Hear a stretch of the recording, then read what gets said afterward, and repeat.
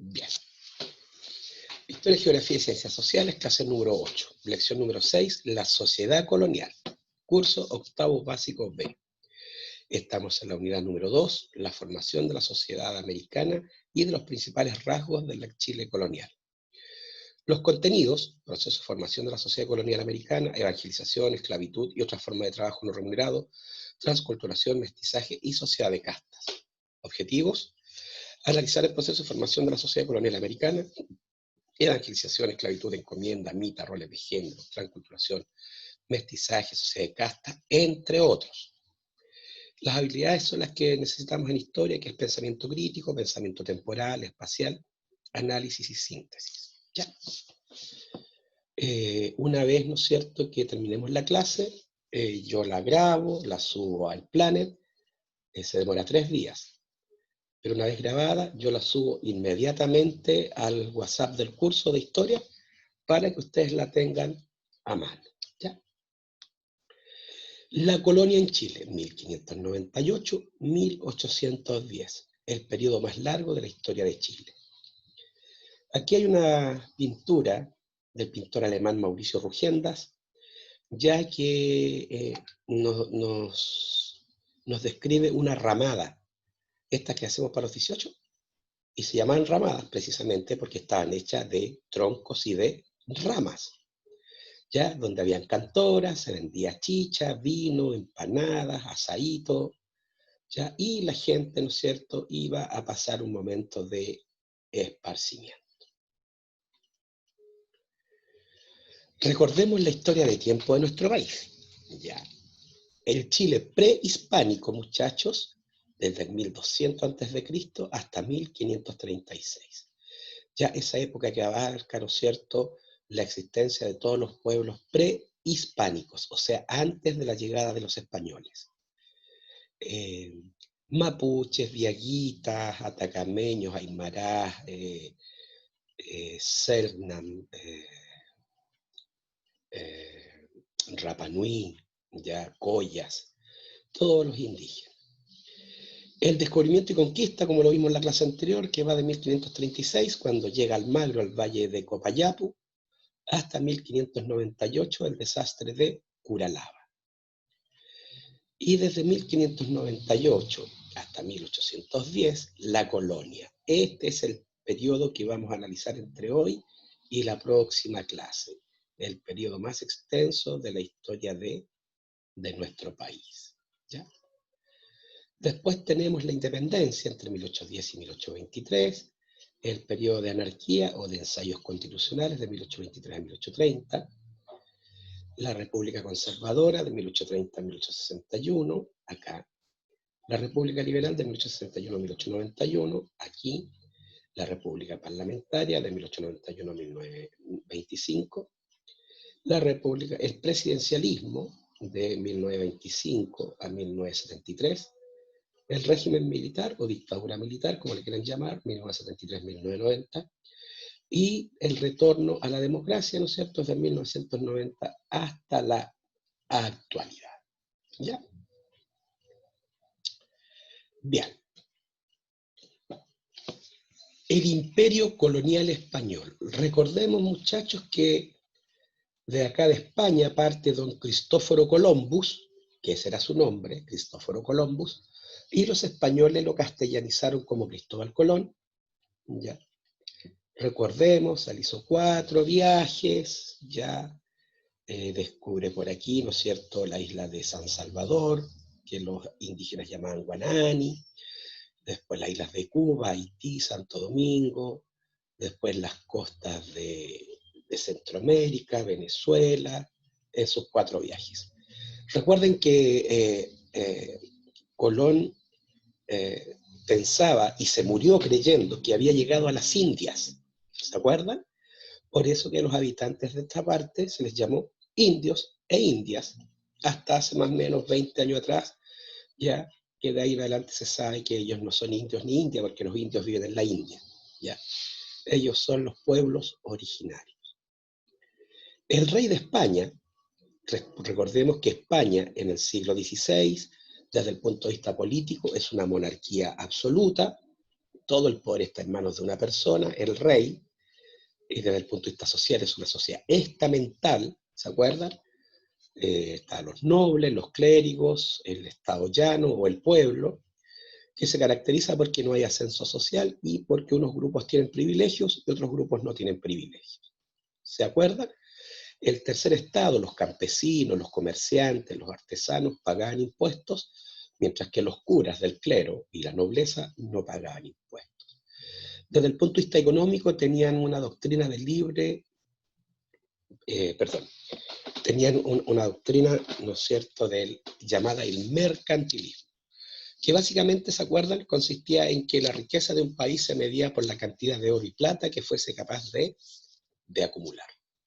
Y desde el punto de vista cultural tenemos una fuerte y fuertísima presencia de la Iglesia católica, apostólica y romana. Recordemos que la Reforma Protestante no llega a España, ¿ya? Solamente allí fue el baluarte del catolicismo. Este país entonces forma un imperio, ya se hace dueño de esta parte, ya de la costa este de la actual Norteamérica, ¿no es cierto?, de lo que actualmente es Texas, California en Estados Unidos, Centroamérica y toda América del Sur, con excepción de Brasil, que por el Tratado de Tordesillas, ¿no es cierto?, pasa a manos de Portugal. Entonces, esto es un recuadro del Imperio Español en tiempos del rey Felipe II. Y Felipe II tuvo la garantía de que ya tomó Portugal para su posesión, y al tomar Portugal también se adueñó de todas las propiedades de Portugal en la costa oeste de África y en la costa este de África, ya creando uno de los imperios más grandes, ¿no es cierto?, del siglo XVI.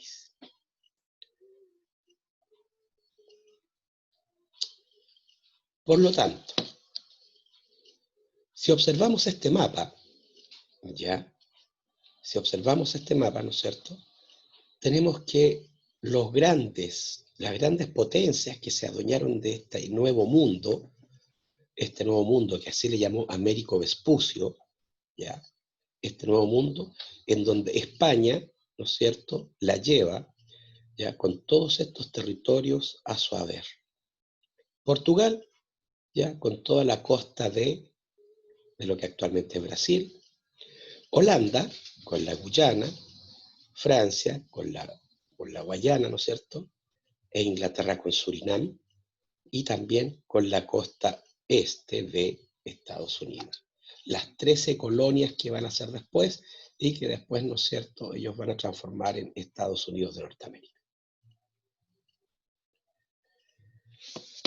Para gobernar este inmenso territorio, muchachos, el rey de España tuvo que hacer una división territorial de sus grandes territorios.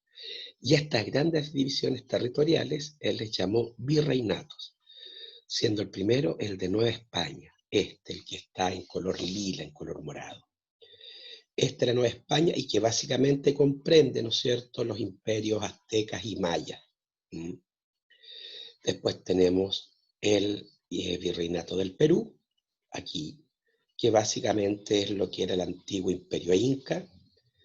Después, en el siglo XVIII, los Borbones, ya lo vamos a ver más adelante, crean el virreinato de Nueva Granada, que básicamente es lo que actualmente es Colombia y Venezuela, y el virreinato de La Plata, que actualmente es parte de Argentina, Uruguay, Paraguay y parte de lo que es Bolivia.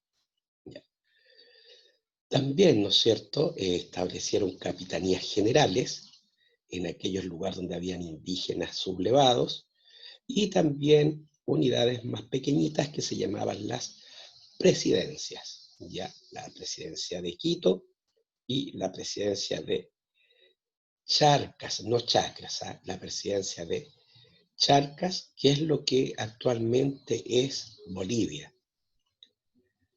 Esto es lo que les gusta a nuestros vecinos bolivianos. De hecho, administrativamente, como es el origen de todos los países que fueron colonias de España, Bolivia jamás tuvo mar. Miren, acá está la presidencia de Charcas y presidencia de Charcas jamás tuvo mar, para que lo vamos atendiendo más adelante.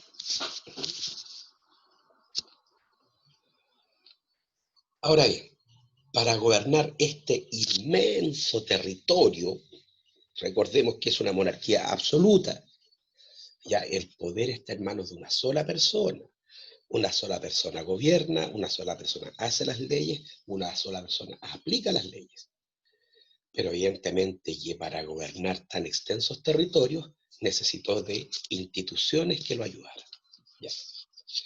Entonces, para gobernar América, considerando las dificultades que implica controlar el territorio de un imperio, los reyes crearon un sistema político, ya de mando, y administrativo, de organización de sus territorios y de los impuestos y de todo eso, con instituciones que funcionaban tanto en España como en América, a cargo de funcionarios de su confianza que cumplían evidentemente su voluntad.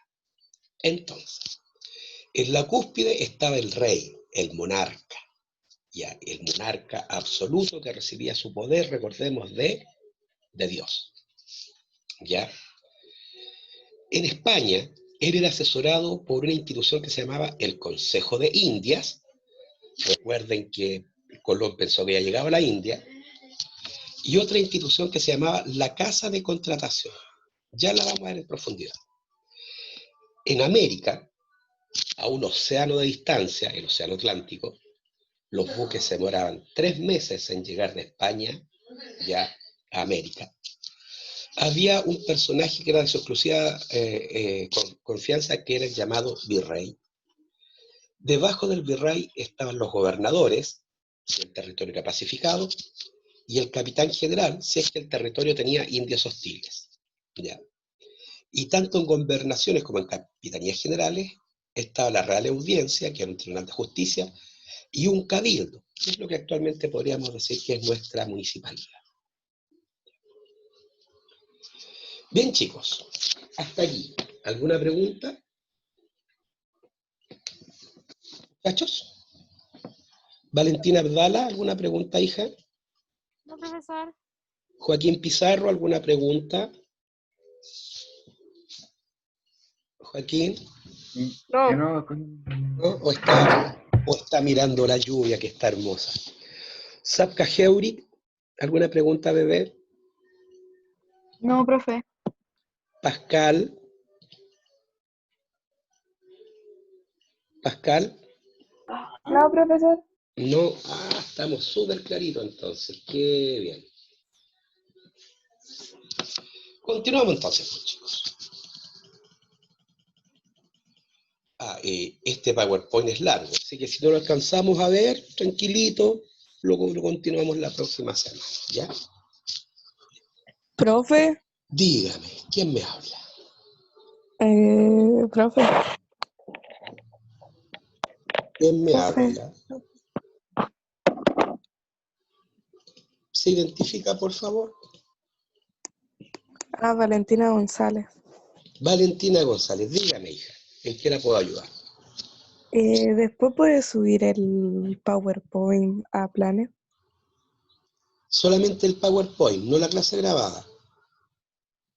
Y la clase, pero el PowerPoint aparte lo puede subir. Sí, ningún problema, si ustedes quieren. Si me dan tiempo, les puedo subir todos los PowerPoint para que preparen para la prueba. ¿Les tinca? Sí, profe. ¿Sí? Sí, profe. Sí, profesor. Ya, Sí, por entonces, favor. ya, se los voy a subir entonces a nuestro grupo de WhatsApp de historia, ¿ya?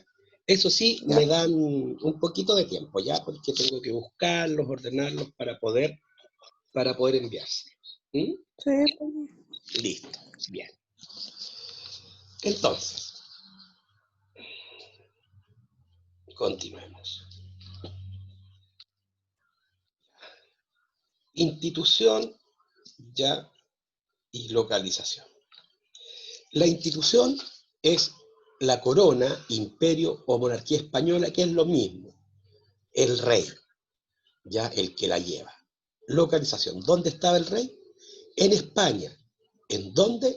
En la capital de España, que es Madrid. ¿Cuál es el nombre de la autoridad? El rey. ¿Qué atribuciones tiene? Gobierna el imperio, centraliza el poder, ¿ya? En síntesis, él es el que gobierna, el que ejerce el mando al interior de su imperio, que como lo acabamos de ver en el mapa anterior, es gigante. Él era ayudado por lo que se llama la Casa de Contratación, que se encontraba en España, eso sí, en los puertos de Sevilla, en una primera instancia, y después en el puerto de Cádiz, ¿ya? Tenía diversos funcionarios, tesoreros, contadores, pilotos mayores que básicamente eran los capitanes de los barcos, ¿no es cierto? Y que después, que tenían mucha experiencia, se dedicaban a enseñarle a los marineros más jóvenes en eso que se llamaba la casa de contratación. ¿Cuáles eran las funciones de la llamada casa de contratación? Mantiene el monopolio comercial, se encarga del comercio, organiza el sistema de flotas y galeones, autoriza productos y personas que pueden viajar hacia América, y es un tribunal de justicia en temas económicos o tributarios. Es decir, la casa de contratación se hace cargo de la economía y el comercio entre España y sus colonias en América. ¿Ya? Profesor, Dígame. hasta el día de hoy aún continúa la corona española, ¿o no? No, nosotros fuimos parte del Imperio Español hasta el 12 de febrero de 1818, cuando Bernardo O'Higgins, ¿no es cierto?, firma el Acta de Independencia. No, o sea, no me refiero a eso, que aún continúa. España como imperio, No, que aún tiene rey, a eso me refiero. sí, sí.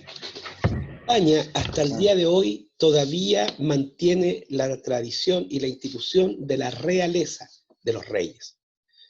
De hecho, ahora, ¿no es cierto?, tenemos a Felipe V, ya, de Borbón, que es el hijo del rey Juan Carlos II de Borbón, que es la familia que gobierna España desde el año 1700 en adelante, hasta el día de hoy, ¿ya?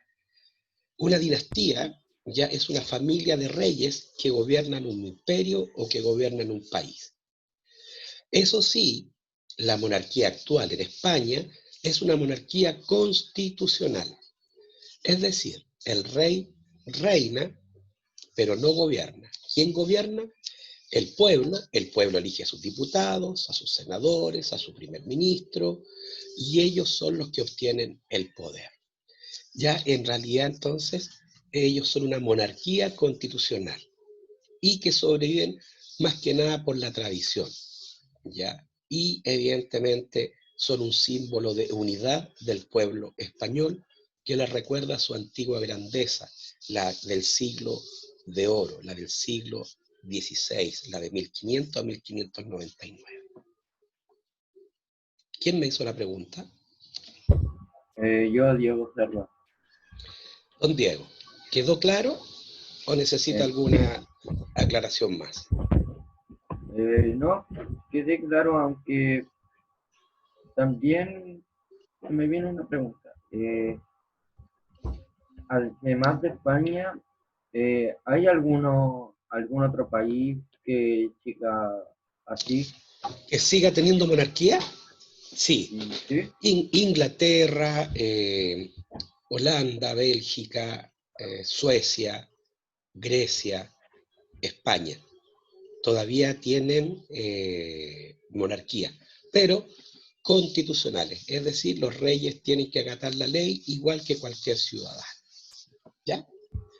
Ya. Muchas gracias por su pregunta, señor Cerda.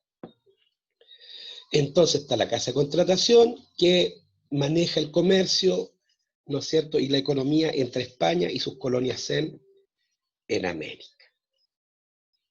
¿Ya? La otra institución que asesoraba al rey era el Consejo de Indias. ¿Ya? ¿Y por qué de Indias y no americano? Porque Colón, repito hasta el cansancio, pensó que había llegado a la India. ¿Ya? ¿Dónde está localizado el Consejo de Indias? En España, en la capital, Madrid. Compuesto básicamente por abogados. ¿Por qué? ¿Cuáles eran las atribuciones del Consejo de Indias? Crear las leyes para América, decretos y ordenanzas, y las propone al rey para que éste las apruebe o rechace. Recuerden que las leyes las hace el rey. Ya. Supervisaba las autoridades españolas en América y es un tribunal de justicia para apelar las decisiones de la Real Audiencia, que eran los tribunales de justicia que estaban acá en América. En síntesis, la función del Consejo de Indias era una función legislativa, es decir, hacer las leyes para que el rey las aprobara o las rechazara. Entonces, tenemos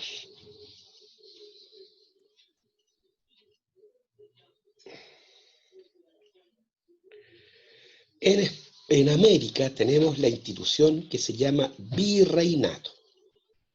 Está en América y son, como dijimos recién, 4. Los 2 primeros, siglo XVI, siglo XVII, Nueva España, Perú, y en el siglo XVIII se crea el Virreinato de Nueva Granada y el Virreinato de La Plata. ¿Ya? La autoridad que rige estos virreinatos se llama virrey, ¿ya? Que en realidad son los ojos del rey, es el hombre de confianza, ¿no es cierto?, del rey en América. Las atribuciones del virrey: gobierna y dirige el virreinato, es el líder del ejército, el comandante supremo del ejército, nombra y supervisa a las autoridades locales. En síntesis, gobierna en América en nombre del rey. Todos evidentemente son y pertenecen a la más rancia nobleza española.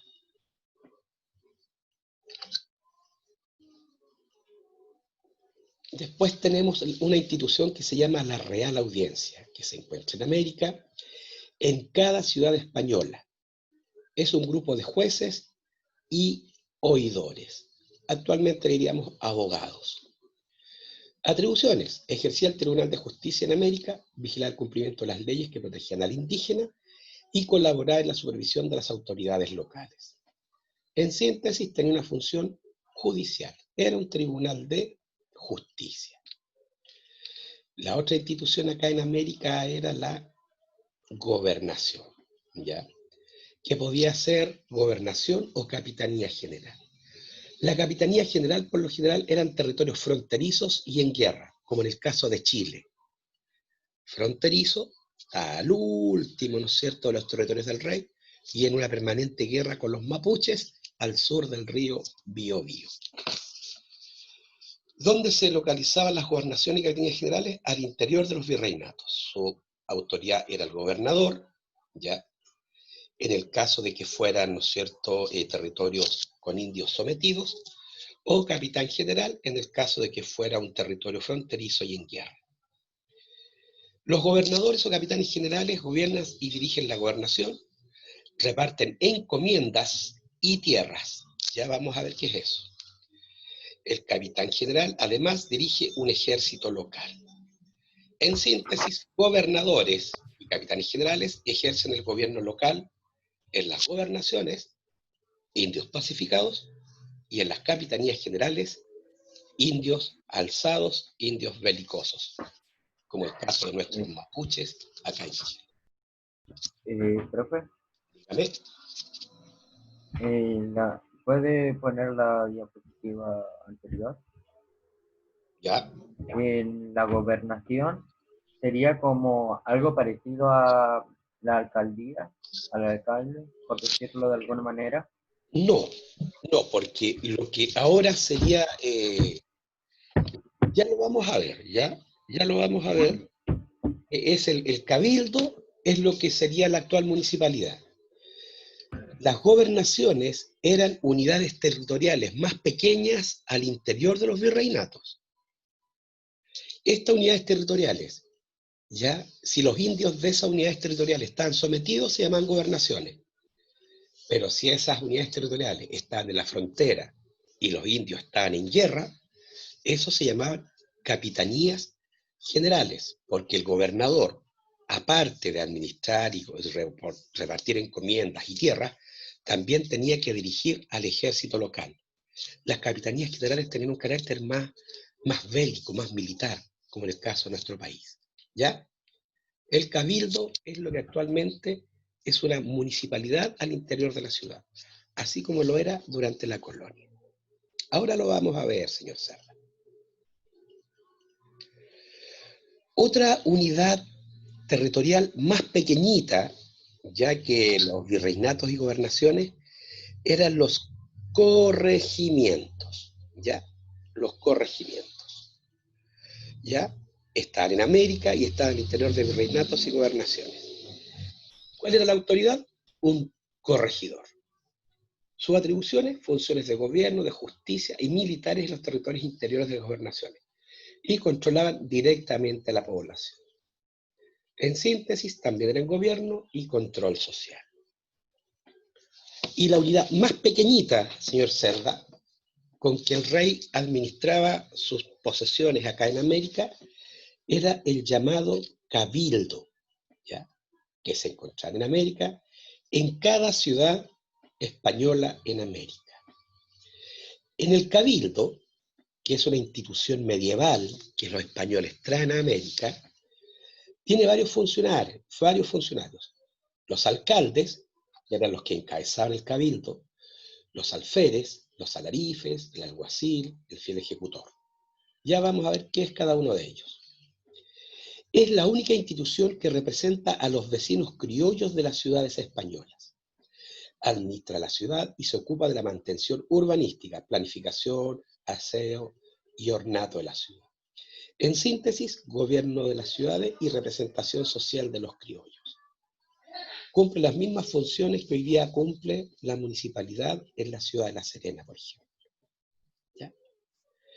Y es la única institución donde los vecinos, es decir, aquellos que tienen una encomienda y tienen tierras, tienen derecho a, ¿no es cierto?, presentar sus inquietudes a las autoridades del rey.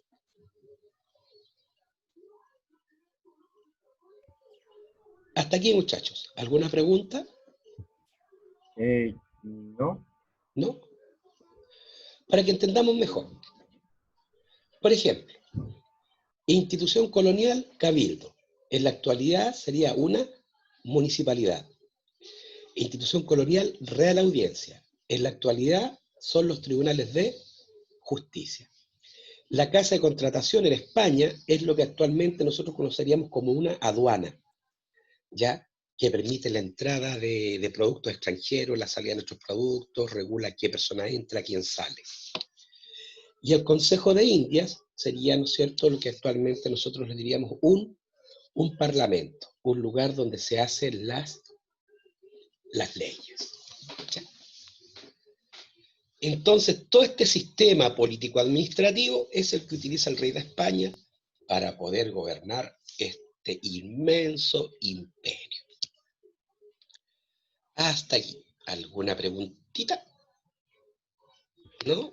¿Está todo clarín, No, bombín? desde mi punto de vista. ¿No? ¿Todo bien? Martín Arancibia. Martín Arancibia, ¿todo bien, hijo? Sí, todo bien. Todo bien. Javiera Rivera. Sí, profesor. No, Lucas Muñoz, ¿algún problema? No. ¿No? ¿Todo bien? Ah, qué bueno. Que el profe es bueno, explica todo clarito. Ya, me voy a poner un 7 yo solo. Ya. En el siglo XVII, en los años 1600, el imperio español comienza a decaer, empieza a perder poder ante los otros países de Europa. ¿Ya?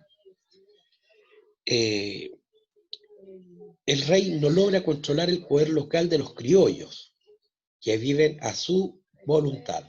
Están tan lejos del rey que acá en América hacen lo que quieren. Criollos, españoles nacidos en América. ¿Ya?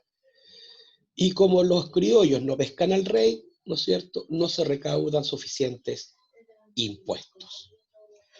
Y los representantes ya del rey en España, ya, el virrey, los gobernadores, los capitanes generales, los oidores, presidente de la Real Audiencia, son corrompidas por las familias criollas, ¿no es cierto?, para no pagarle tanto impuesto al rey y quedarse ellos y las autoridades españolas, que se supone eran leales al rey, ¿no es cierto?, se quedan con parte de la platita del rey, y eso generó que el Imperio Español entrara en decadencia, ya que entrara a decaer, a perder su poder.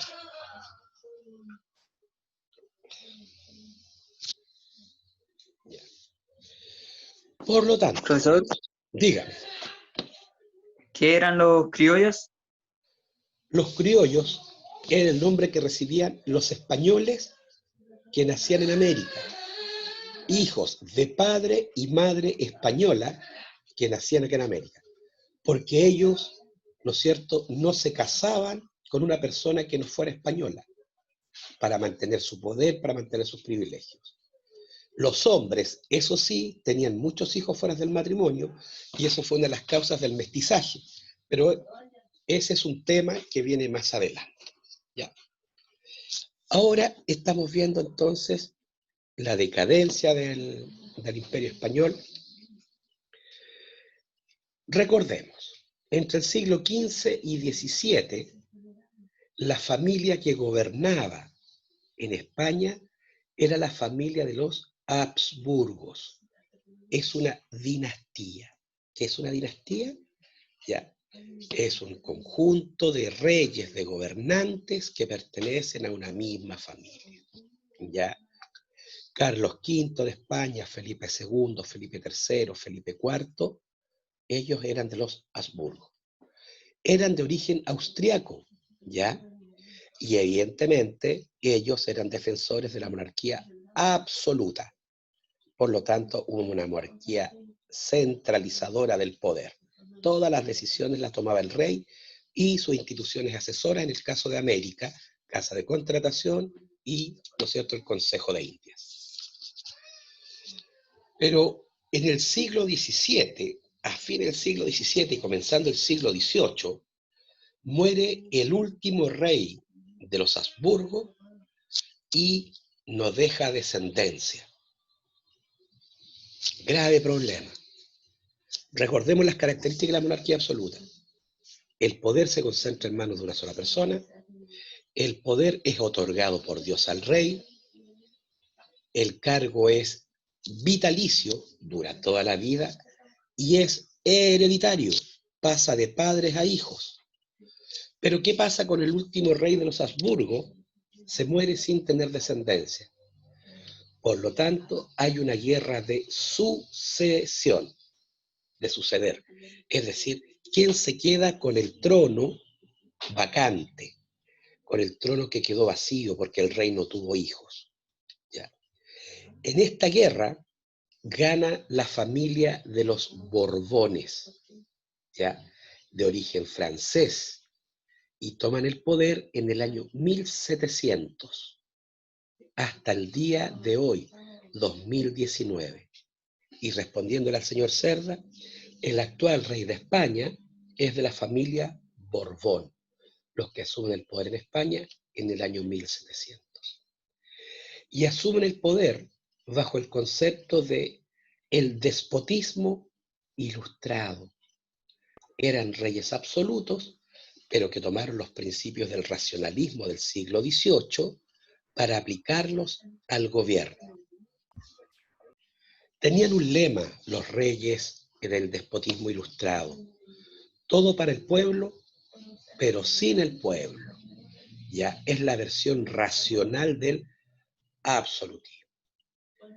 Todos los reyes borbones del siglo XVIII, todos los reyes ilustrados, trataron de mejorar la administración del imperio, mejorar el cobro de impuestos, mejorar el tráfico comercial, o en otras palabras, modernizar el imperio español para que no siguiera decayendo. ¿Quiénes lo hicieron? Esta nueva familia que asume el gobierno del imperio español a partir de 1700, a partir del siglo XVIII, llamada la familia de los Borbones.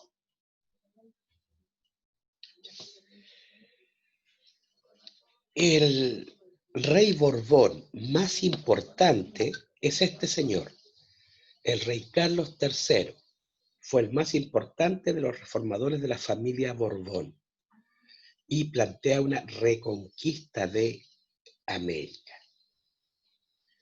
Ya. Y él es el impulsor de las llamadas reformas borbónicas del siglo XVIII. Ya. Se trata de un proceso de cambios al sistema de gobierno español sobre sus colonias en América. ¿Con qué propósito? Aplicar las ideas del despotismo ilustrado y recuperar el control sobre las colonias americanas. ¿Ya?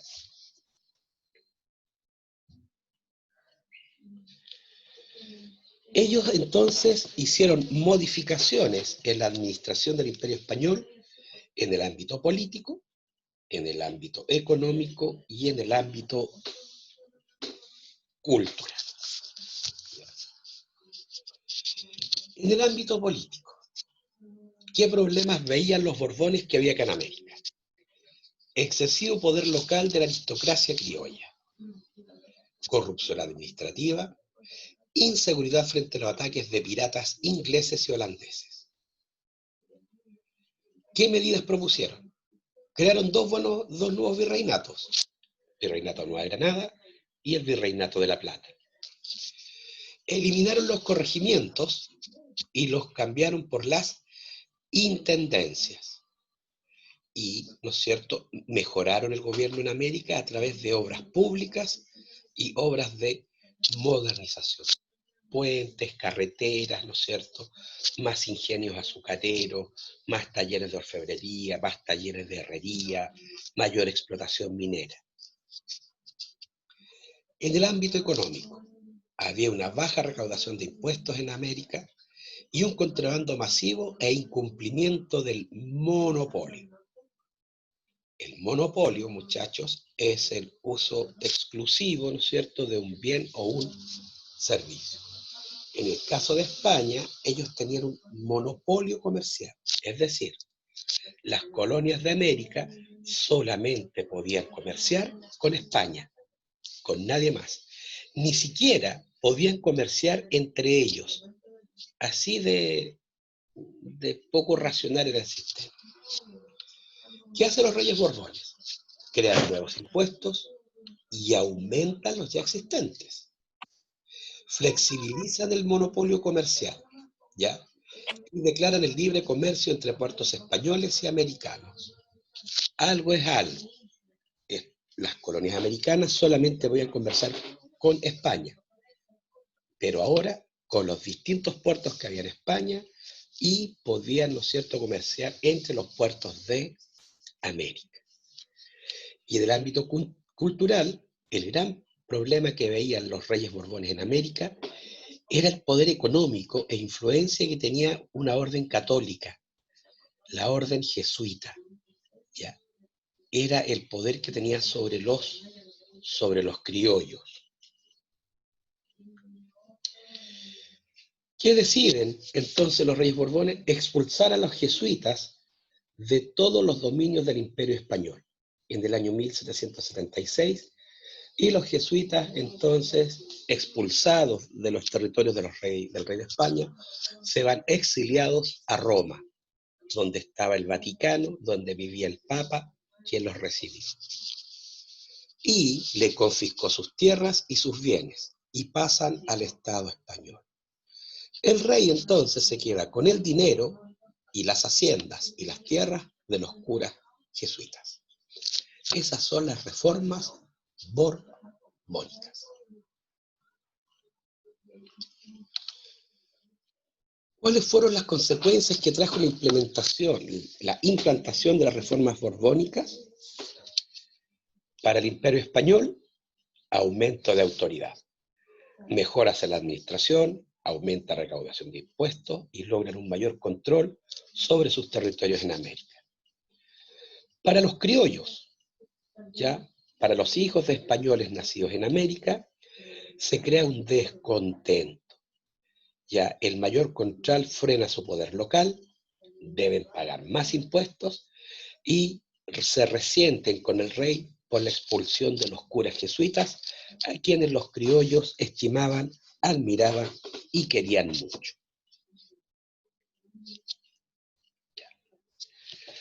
Ahora vamos a ver, muchachos, el sistema económico español. ¿Ya? Antes de esto, hasta aquí, ¿alguna pregunta, jovencitos? ¿Alguna duda? Yo no. ¿Algún aporte?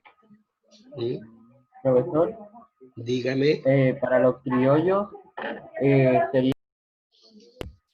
serían como personas de una clase social más baja. No, los criollos, los hijos españoles de Nación América, eran los descendientes, muchachos, de los primeros conquistadores, ¿ya? De los que el rey, como premio, le había regalado tierras e indígenas para cuidar, el sistema de encomienda, ¿ya? Y esas tierras y esos indígenas encomendados pasaron a ser herencia de los primeros conquistadores, y los descendientes de los primeros conquistadores, ¿no es cierto?, se transformaron en los criollos, que tenían mucho poder, que se basaba en la cantidad de tierras que tenían y en la cantidad de indios que estaba a su servicio.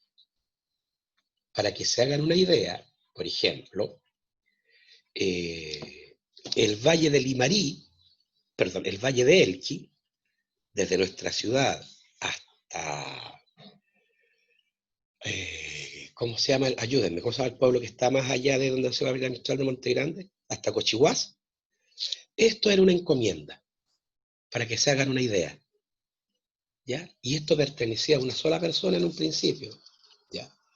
Esta encomienda se la autoasignó Pedro de Valdivia para su beneficio propio, cuando mandó a fundar la ciudad, la primera vez por Juan Bohón y la segunda vez por don Francisco de Aguirre. Entonces, hijo, los criollos ya era el grupo social más poderoso en toda la América española. ¿Por qué? Porque eran los descendientes de los primeros conquistadores y evidentemente herederos de todos sus privilegios. ¿Alguna otra pregunta? Maximiliano Carmona. ¿No? ¿Está haciendo todo el Maximiliano Carmona? No. ¿Isidoro Estuardo? No, profesor. No, bebé, ya mismo. Entonces vimos la parte administrativa, la parte política de la colonia en nuestro país. ¿Y cuál es la idea central, muchachos? Que nacimos siendo un territorio por el cual se apropiaron los españoles a través de sus conquistadores. En nuestro caso, nuestro descubridor, don Diego de Almagro, que lo vimos en la clase pasada, o sea, nuestro descubridor, Diego de Almagro, y nuestro conquistador, don Pedro de Valdivia. Y por la acción de esos españoles, este territorio pasa a formar parte de la propiedad de los reyes de España. Y ahí sonamos. Ahora vamos a ver el sistema económico colonial. Recordemos conceptos clave, ¿no es cierto?, que lo vimos en clases anteriores. ¿O no los vimos, muchachos? No me acuerdo. ¿Vimos el concepto de mercantilismo?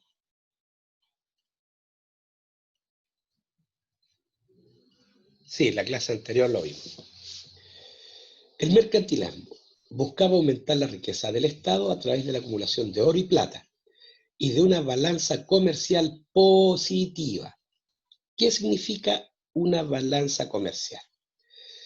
La balanza comercial, muchachos, es el método que tiene un país para medir la cantidad de exportaciones, es decir, la venta de productos propios hacia el extranjero, y para medir las importaciones, es decir, lo que el territorio, lo que el país compra desde afuera.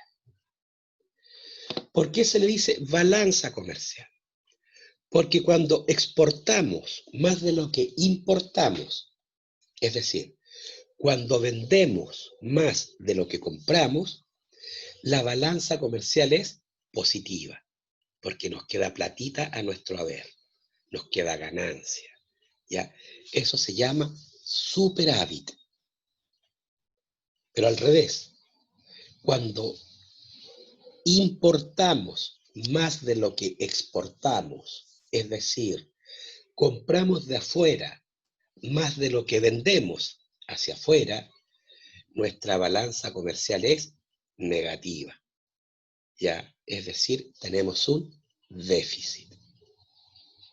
Entonces, ¿qué busca el mercantilismo? Siempre vender más que comprar y así mantener una balanza comercial positiva. El pacto colonial. Los imperios se expanden para imponer a sus colonias reglas económicas que sean beneficiosas para la metrópoli. ¿Qué es la metrópoli? Es el país, ¿ya?, que inicia la conquista de territorios fuera de sus fronteras. En el caso nuestro, España, que se expandió por toda América. En el caso de las colonias francesas respecto de Francia, las colonias inglesas respecto de Inglaterra. El otro concepto clave, muchachos, es el monopolio comercial. Se permite el comercio de bienes solo entre españoles y americanos, pero se prohíbe intervenir a extranjeros. Y el sistema tributario, es decir, los cobros de impuestos, el Estado busca beneficiarse de la economía americana a través del cobro de diversos impuestos a los criollos. ¿Ya? Es decir, las metrópolis son verdaderos chupasangres, ¿no es cierto?, de sus colonias. Viven a costa de sus colonias, explotan a sus colonias, no dejan progresar a sus colonias porque los intereses de las colonias deben estar subordinados a los intereses de la metrópoli. Y para el tiempo que estamos hablando, la metrópoli España básicamente le pertenece al rey de España. En otras palabras, millones y millones de americanos dependían de la voluntad de un solo hombre a un océano de distancia. Ese es nuestro triste comienzo, muchachos. El sistema tributario, es decir, los impuestos que había que pagar durante el periodo colonial, siglo XVI, XVII y XVIII. Perdón, siglo XVII y XVIII básicamente. Impuesto. Impuesto. ¿Qué es un impuesto? Es la cantidad de dinero, ya, que los habitantes de un país, de un territorio, de una colonia, tienen que pagar para mantener la administración de ese propio territorio, de ese propio país, de esa propia colonia, de ese propio imperio. Así como en la actualidad, nosotros tenemos que pagar impuestos para mantener la administración del Estado chileno. Durante la colonia, los habitantes de América tenían que pagar impuestos para mantener a la monarquía absoluta de los reyes españoles.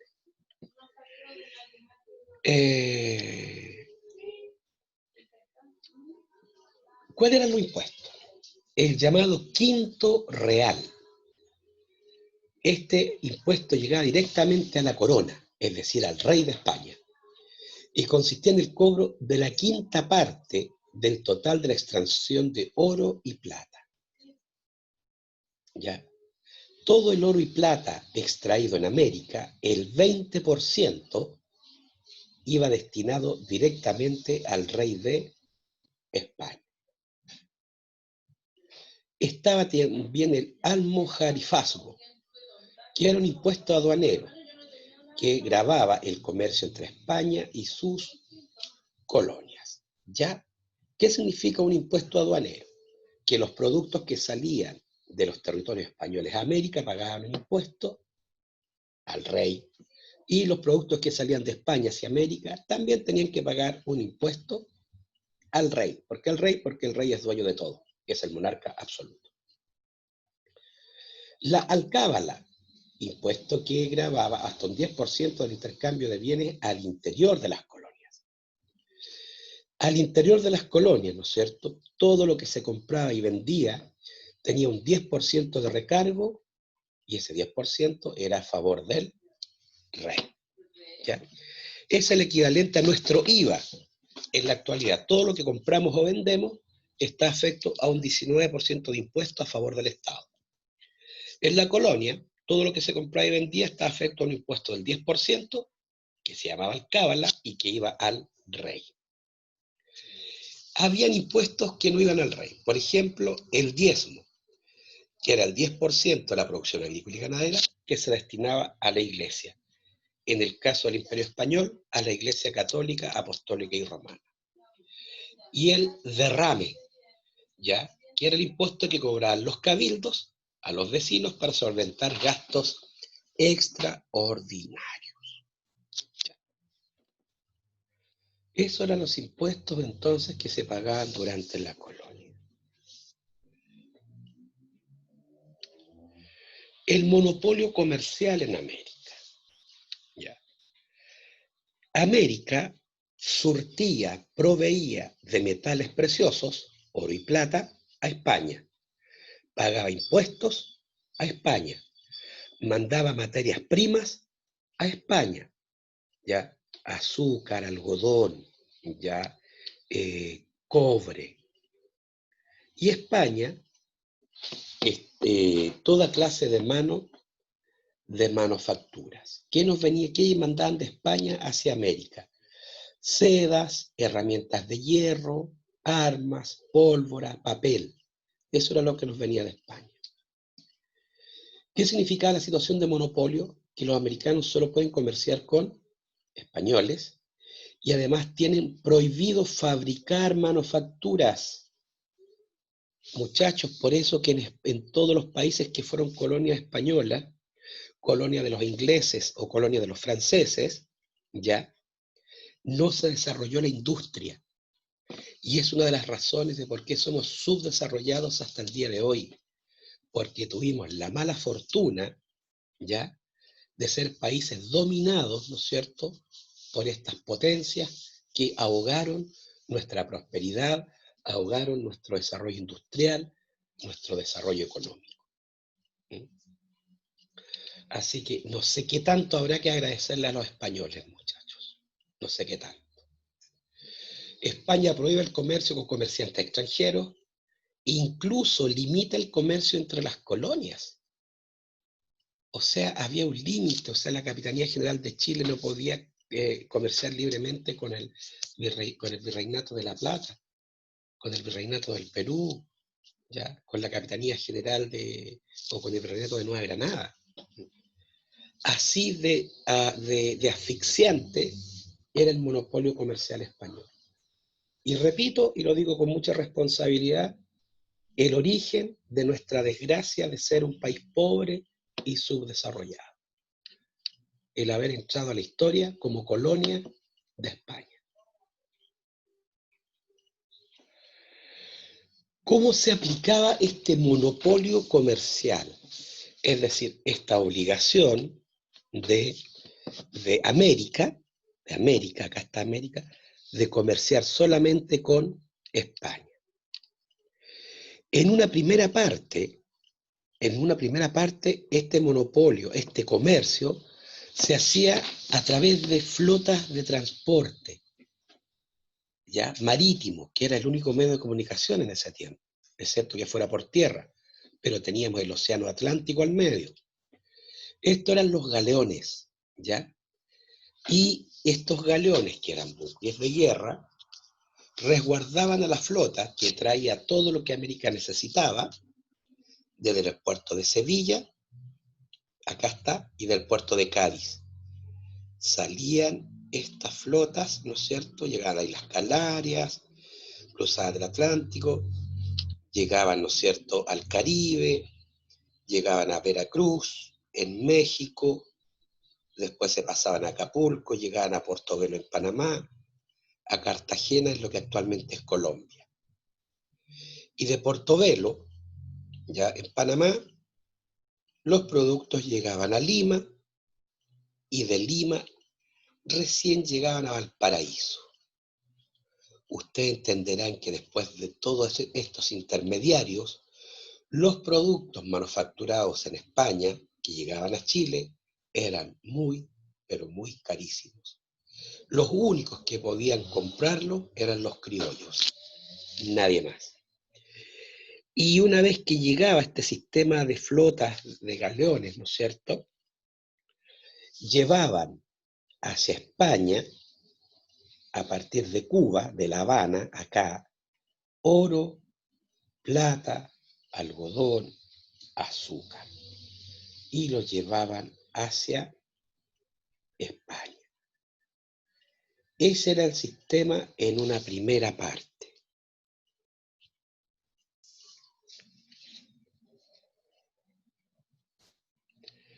Vamos a leer este texto. Dice, las ciudades del Río de la Plata, ya, lo que actualmente es Buenos Aires en Argentina, y el Tucumán, la región al noroeste de Argentina, no podían comerciar directamente con España, sino que tenían que hacerlo por intermedio de Lima en el Perú. O sea, de Argentina tenían que llegar a Perú, de allí ir a Panamá, a Cuba, y de allí recién mandar sus productos a España. El puerto de Buenos Aires estaba cerrado al tráfico comercial, a pesar de que su puerto estaba más cerca de España que el de Lima. Con estas medidas comerciales, los españoles buscaban evitar que la plata se escapara de su control por el puerto de Buenos Aires. Las mercaderías que llegaban a las ciudades de nuestro actual territorio eran caras y escasas, ya que venían por tierra desde el Perú. ¿Cuáles eran? Vinos, telas finas, cristales, artículos de hierro, muebles, libros y, por supuesto, esclavos. ¿Ya?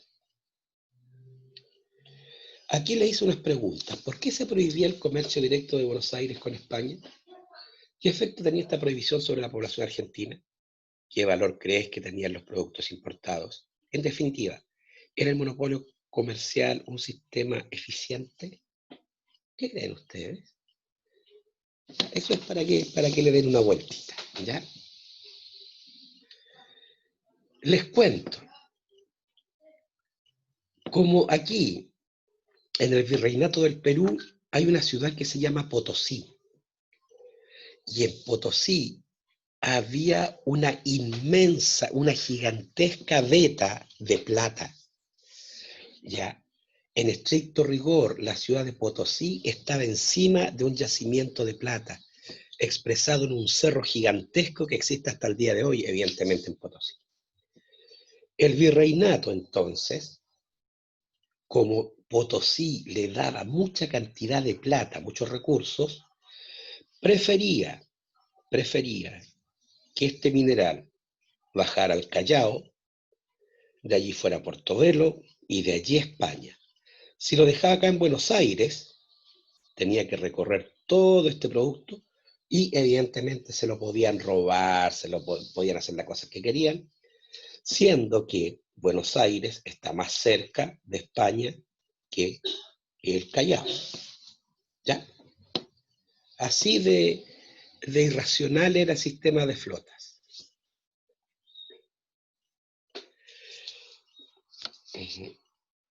Bien. ¿Se cumplían las prohibiciones del monopolio? ¿Ya? Es decir, las colonias de España, las colonias españolas en América cumplían el monopolio. Veamos. Pero los comerciantes en Buenos Aires encontraron una forma de comerciar, aunque ilegal, fuera de la ley. Desde un comienzo, el contrabando les permitió obtener mercaderías que llegaban a Buenos Aires en barcos españoles y de otros países europeos, sobre todo portugueses, holandeses y desde el siglo XVIII, franceses e ingleses. Así, el Río de la Plata y el Tucumán se aprovisionaban de bienes que no podían conseguir de España o de otros que compraban más baratos a los comerciantes extranjeros. Al mismo tiempo, podían colocar sus excedentes agrícolas y ganaderos, como los cueros, que desde el siglo XVII se exportaban ilegalmente desde Buenos Aires. ¿Ya?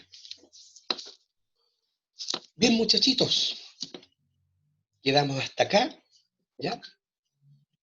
Y, si Dios quiere, el próximo miércoles continuamos con este mismo tema y ya entraríamos a las características de la economía colonial en Chile. ¿Alguna pregunta, muchachitos? No, profe, ninguna pregunta. ¿No? Mm, ¿No? Nada. Bien, vamos a detener No, la profe. grabación.